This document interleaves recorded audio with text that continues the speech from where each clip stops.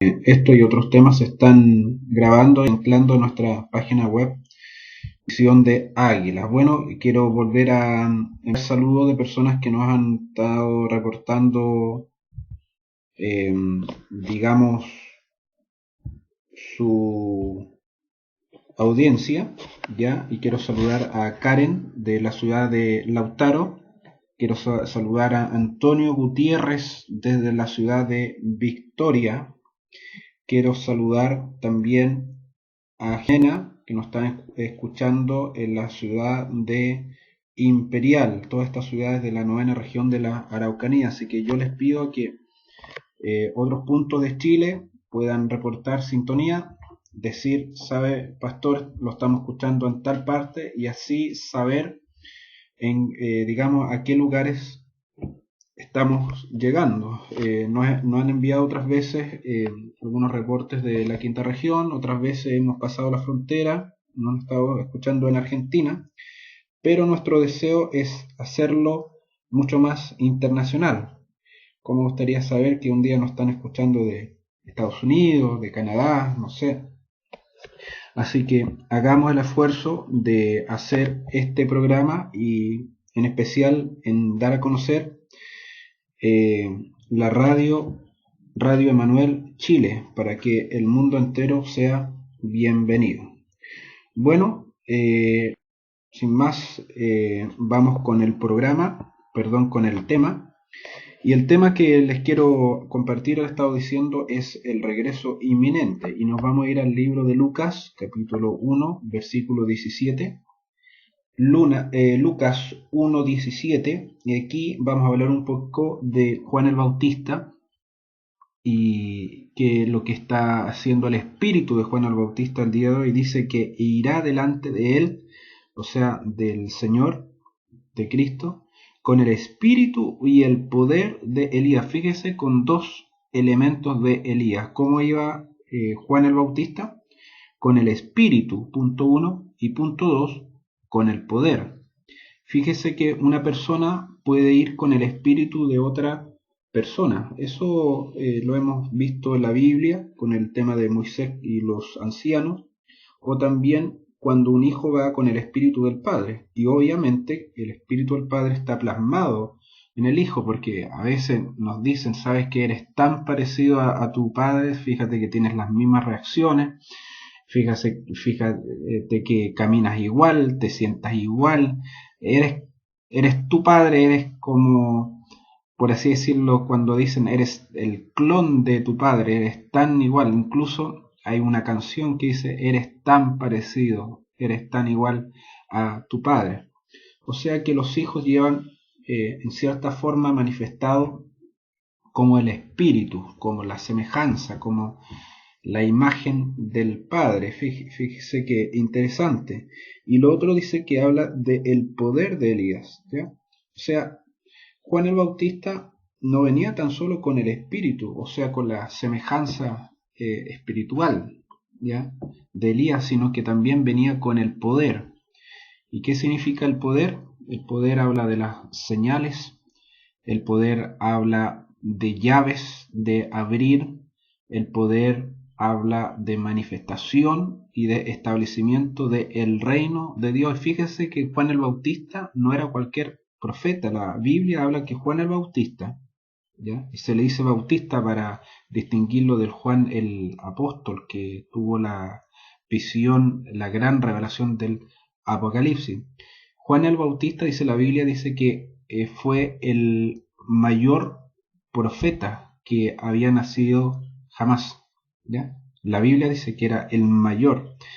¿Y por qué mayor? Porque él daba la bienvenida e iba enderezando el camino de los corazones del pueblo de Israel cuando el Señor venía a su pueblo. Era como quien diría el portavoz, ¿ya? O por así decirlo, ya para que se entienda mejor, el vocero de gobierno, ¿ya? Era una persona muy importante, y por eso que hablamos de profeta, ya, porque era el vocero, el portavoz, el que hablaba y decía: he aquí el Cordero de Dios, he aquí el Mesías prometido en las Escrituras, ya. Y fíjese que Juan el Bautista tenía la función, ya, tenía la asignación del Señor de hacer volver los corazones de los padres a los hijos. Fíjese muy bien, de hacer volver los corazones, fíjese, de los padres a los hijos. O sea que aquí vamos a ver de que el espíritu de Elías en Juan el Bautista era para una restauración, y no tan solo una restauración familiar, si bien aquí podemos verlo desde el punto de vista familiar, que los padres tomaban la iniciativa de volverse a los hijos, y obviamente de los hijos a los padres también, porque esto vemos que es como un efecto rebote, o es como una consecuencia, ¿ya? Nuestro Padre Celestial por mucho tiempo nos buscó. Nuestro Padre Celestial, Él tenía un propósito para nosotros, tenía un camino, un estilo de vida, y el Señor no se cansó de buscarnos, ¿ya?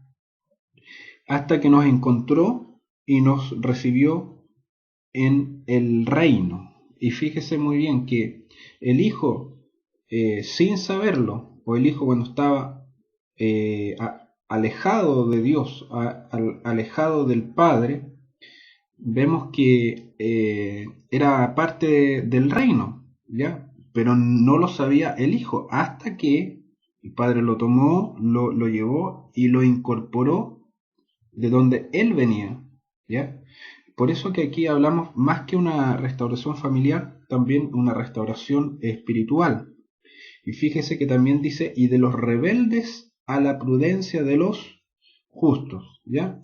O sea que estamos hablando una restauración en la faceta de padre e hijo, y otra faceta de los rebeldes o de los pecadores o de los impíos a la prudencia de los justos, para preparar al Señor, ¿qué cosa? Un pueblo bien dispuesto, ¿ya? Fíjese la tremenda comisión que tenía Juan el Bautista, que venía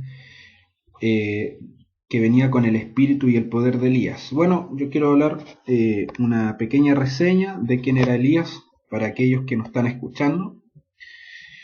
Y bueno, Elías es un gran personaje, porque no ha muerto, sigue vivo, porque la Biblia habla que fue arrebatado. ¿Sí? La Biblia habla de arrebatamiento desde mucho antes, ¿ya? Hay varios que han sido arrebatados, que no han muerto, que no han visto muerte. Fíjese que ese es un privilegio, un regalo para aquellos que siguen fielmente las ordenanzas, y aquellos que sirven fielmente a los propósitos del Señor, porque estamos hablando del propósito que es de Dios, no nuestro propósito, no lo que nosotros pensamos.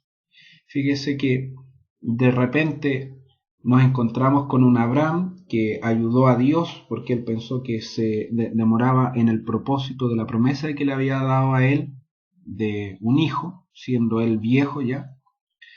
Y él se vio que empezó a tener el vigor, empezó a tener la fuerza para poder engendrar.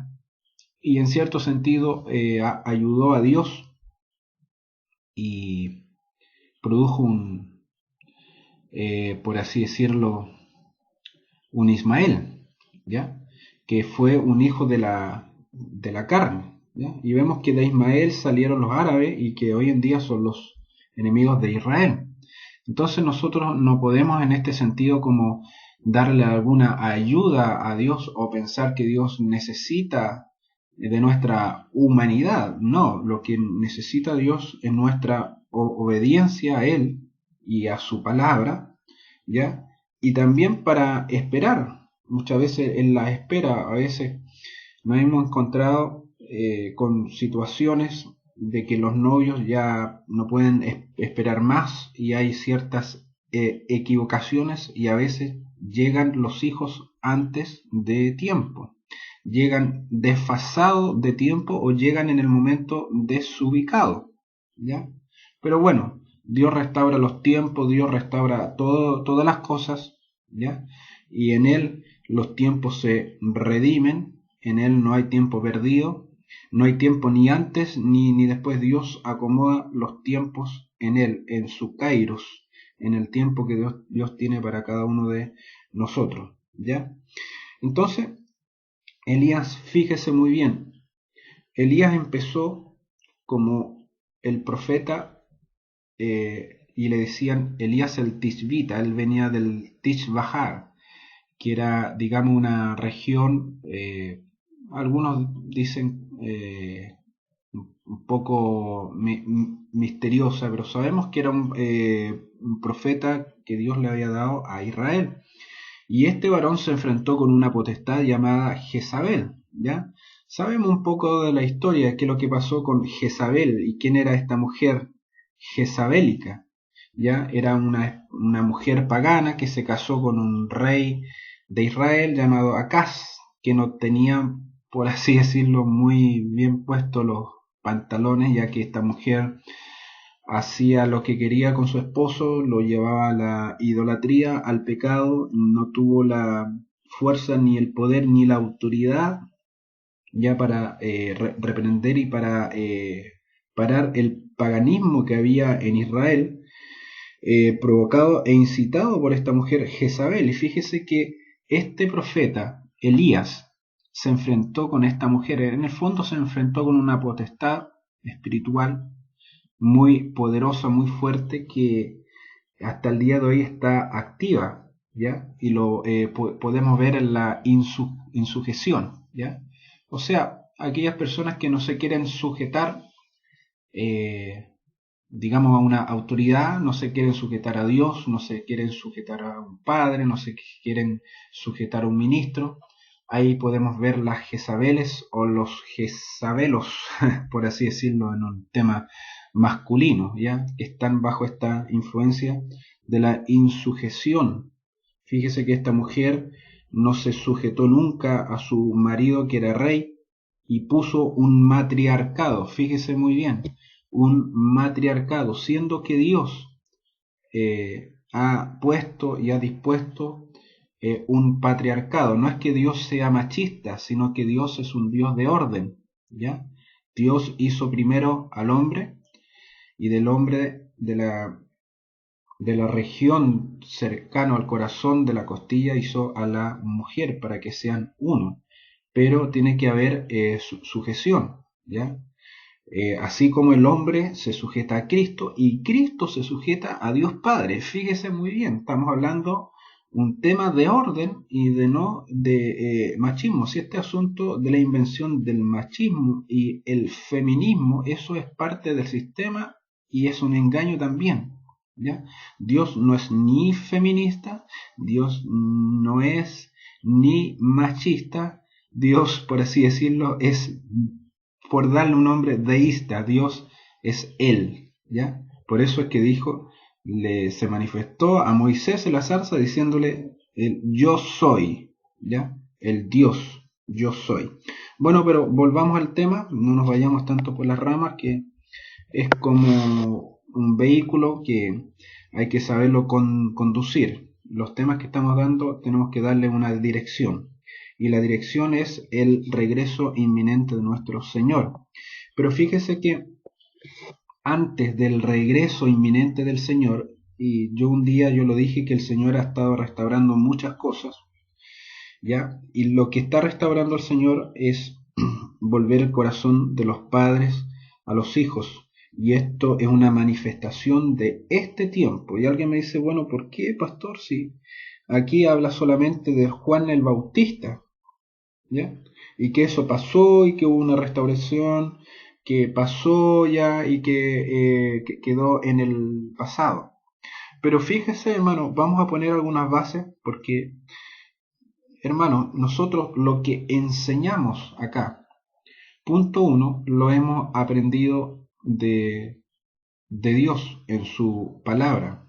Y punto 2, lo hemos aprendido de nuestros padres, que son los hombres y las mujeres que Dios nos ha puesto para enseñarnos la palabra de Dios. Y si tiene base y sustento en la palabra de Dios, hay que predicarlo porque es la palabra de nuestro Señor. Fíjese que aquí en Lucas 9:29, fíjese muy bien, Lucas 9:29, ¿ya? En esta parte que vamos digamos, a leer, ya Juan el Bautista ya había partido con el Señor, no estaba aquí en la tierra, y fíjese muy bien que dice que mientras oraba, ¿quién? El Señor, en el monte de la transfiguración, dice, la apariencia de su rostro cambió, y su vestido se volvió blanco y resplandeciente. Fíjese que se volvió blanco, significa que era de otro color y resplandeciente. Dice, y dos varones hablaban con él, los cuales eran Moisés y Elías. Bueno, ¿y acaso Elías no estaba en el Antiguo Testamento en los tiempos de los reyes? ¿Qué hacía Elías? Aparte que estaba con Moisés y el Señor ahí, ¿ya? Fíjese que aquí estamos viendo un movimiento de un espíritu que trasciende tiempos, trasciende generaciones y trasciende épocas. Y un día yo hablé y yo dije que Dios es un Dios cíclico, ¿ya? Hay muchas cosas que en el Antiguo Testamento se dieron en el tiempo apostólico de la iglesia del primer día, ¿ya? Pero también hay base y hay sustento bíblico para decir que esto es un ciclo que se repite al final de los días, al final de los tiempos, para que este ciclo se cierre, ¿ya? Y por eso que Dios es un Dios cíclico, Dios piensa cíclicamente, es como que tiene diseñado una rueda que tiene que esa parte cerrarse para empezar otro ciclo, ¿ya? Porque Dios es así. Y fíjese cuál es el sustento bíblico, ¿ya? Que el Señor nuevamente viene, ¿sí o no? ¿El Señor vino a esta tierra? Sí, el Señor vino. La palabra dice la Biblia, y caminó entre nosotros y vimos su gloria, gloria como del unigénito del Padre, lleno de gracia y de verdad, ¿ya? Pero el Señor vuelve de nuevo. O sea, el Señor entró a los cielos, pero el Señor vuelve de nuevo. Y sabemos que la venida del Señor se compone de dos partes importantes. Uno, que es la venida en secreto, que es la parusía, o sea, la venida a la iglesia, que el Señor viene a buscar a su novia, ¿ya? Van a pasar las bodas del Cordero en los cielos, van a haber 7 años de goce espiritual con el Señor, la novia se casa, y siendo ya una entidad casada con el Señor viene ya a la tierra, pero viene a poner su reino, a establecer su reino literal, no va a ser tan solo espiritual en nuestros corazones, sino que literal, y ahí se concluye la segunda venida de nuestro Señor Jesucristo. Pero fíjese que antes que el Señor venga, el Señor va a restaurar a los Elías nuevamente. Fíjese, porque tiene que haber una restauración en el pueblo de Dios antes que el Señor venga. ¿Será restaurado todo el mundo? ¿Será restaurados todos los presidentes del mundo como algunos enseñan? No, no. La Biblia habla que muchos van a ser salvos, sí, pero también habla de que se tiene que manifestar el hombre de pecado, el hombre de iniquidad, que es el anticristo, y eso está escrito, y eso es parte de la profecía. Eso es parte de lo que va a pasar en este tiempo. La palabra nos enseña que vienen grandes tiempos de oscuridad sobre el mundo, y esto no es para tener miedo. Si estamos bien con Dios, si estamos buscando al Señor, si estamos alineados con Él, con su palabra, uno sabe cuando está conectado con Dios. Nosotros no tenemos que temer, ¿ya? ¿Por qué? Porque punto uno, el Señor nos va a salvar de todo eso, ¿ya? Tal como el pueblo de Israel, que en una de las 10 plagas en el tiempo de Moisés, dice que una plaga que hubo fue la plaga de oscuridad, de tinieblas. Dice, más en el pueblo de Israel había luz, existía luz. Fíjese que esa plaga era unas tinieblas tan densas, tan espesas, unas tinieblas tan literales que hasta se podían tocar, pero en la casa de los hijos de Israel existía luz, o sea que había una protección de Dios. Fíjese muy bien, y el Señor sé que nos va a proteger en el día malo que viene sobre el mundo.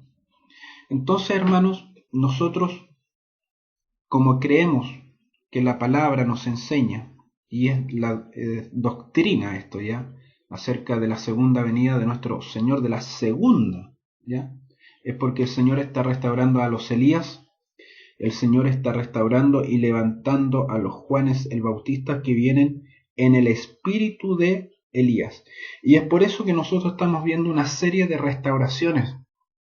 Y la restauración que estamos viendo en este tiempo es, y yo le quiero dar también un enfoque familiar, porque se ha hablado de la paternidad del punto de vista espiritual, que obviamente que el Señor lo está haciendo, pero yo quiero darle este toque, y es por el carácter del programa Rocío del Padre, le quiero dar un enfoque más familiar a lo que son la restauración familiar, lo que Dios está produciendo, digamos, en los padres con los hijos. Fíjese que nosotros nos damos cuenta que hay programas que son, si bien para gente adulta, son, por así decirlo, ya dibujos animados que se dan en un programa X a las, no sé, 7 de la tarde, 6.